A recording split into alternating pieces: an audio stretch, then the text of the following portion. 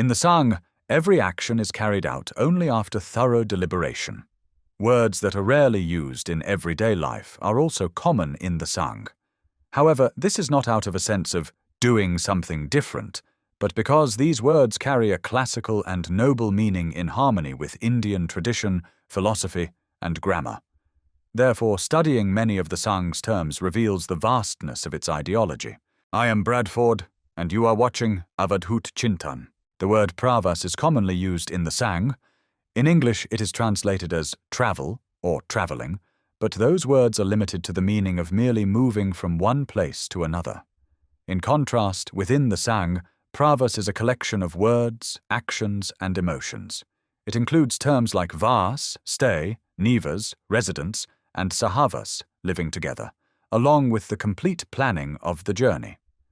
Pravas means not just the journey itself, but also why we are going, what we will do there, and how it will benefit us and the organization. It also considers when, from where, how, and with whom to go, what to carry, when to reach the destination, and what work to do there.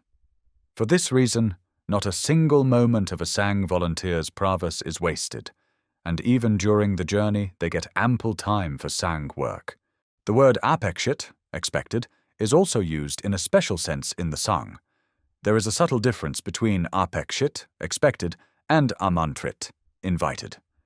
When we invite someone, we merely expect them to come, but when we say Apekshit, we mean that we expect something specific from them, such as studying the topic of the meeting in advance, participating in the discussion, and sharing their views. In a single word, we also convey the message that the person is an important part of the meeting. The English equivalent of Baithak is meeting, but the word meeting conveys only the sense of gathering, lacking warmth. In contrast, Baithak means sitting together on the ground, on the motherland, to deliberate, much like how we sit cross-legged during worship or meals. Even eating is considered not just for filling the stomach, but as a sacred ritual, Udabaran nohe janija yajna karma, done with a sense of piety and divinity while taking a seat. It symbolizes taking time to sit as equals and engage in deep discussion. This is why the word Baithak is deliberately used in the Sangh. Chintan is another word used in the Sangh. Its meaning is not limited to deep thinking, but also includes a far-reaching and all-encompassing perspective.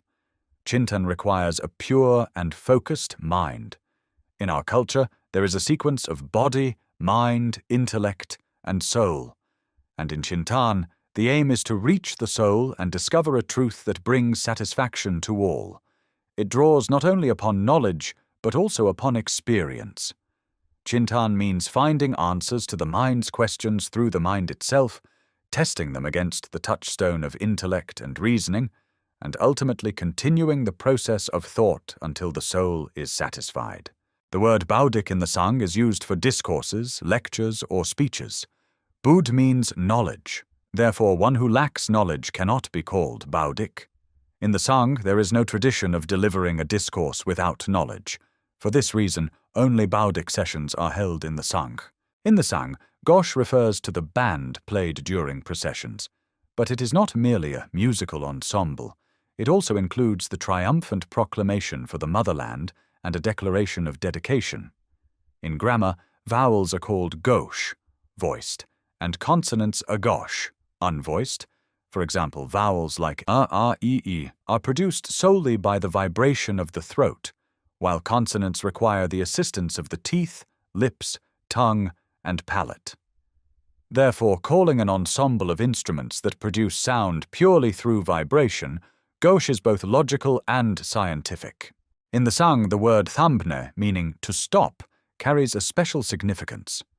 When a pracharak, after years of full-time service to the Sangh, decides to stop, it does not mean that he is ending his work for the Sangh.